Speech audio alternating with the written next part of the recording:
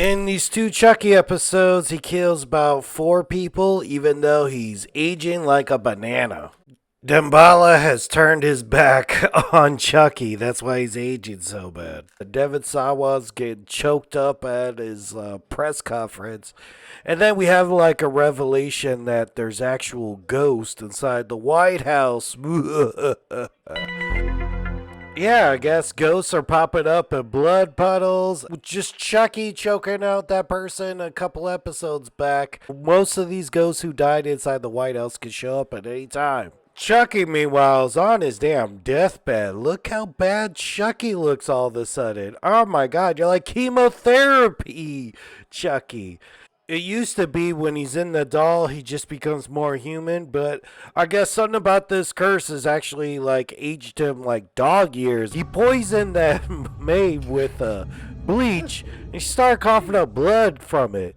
And you're like, man, if bleach tastes that bad, you just go, I ain't gonna guzzle this shit. So, that kill I sorta had a problem with. And then you just go, well, now he's going to have to hide this body. You're an old man, too. And I think he just puts it in the closet. It's going to eventually stink. She's still using the president's son to get into the White House. Jake and Tyler look up that voodoo doctor who lives in Georgia. They took a road trip down there.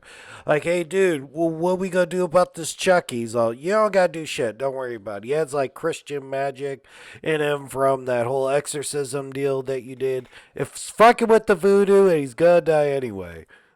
It's so neat that, like, what, the voodoo's finally, after about 8 movies and a couple TV shows, they're finally getting back to the voodoo, like him killing the creator of it and such. Very cool. So Jake and them go, hey, well, since we have nothing else to do, let's go and bone. I guess they haven't yet, and you're not really a couple until that happens.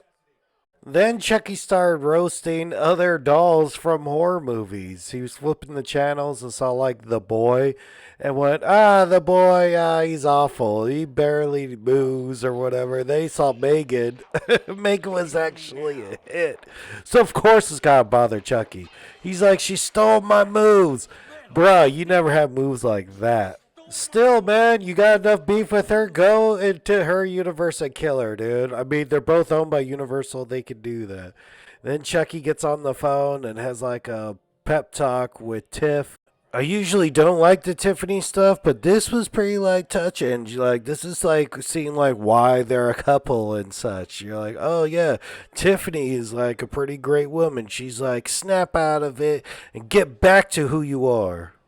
And goes, why don't you go out with a bang if you're going to die? And then here comes Devin Sawa looking over the room. He's starting to hear a couple of ghost noises and such from his dead son. He goes into that bedroom.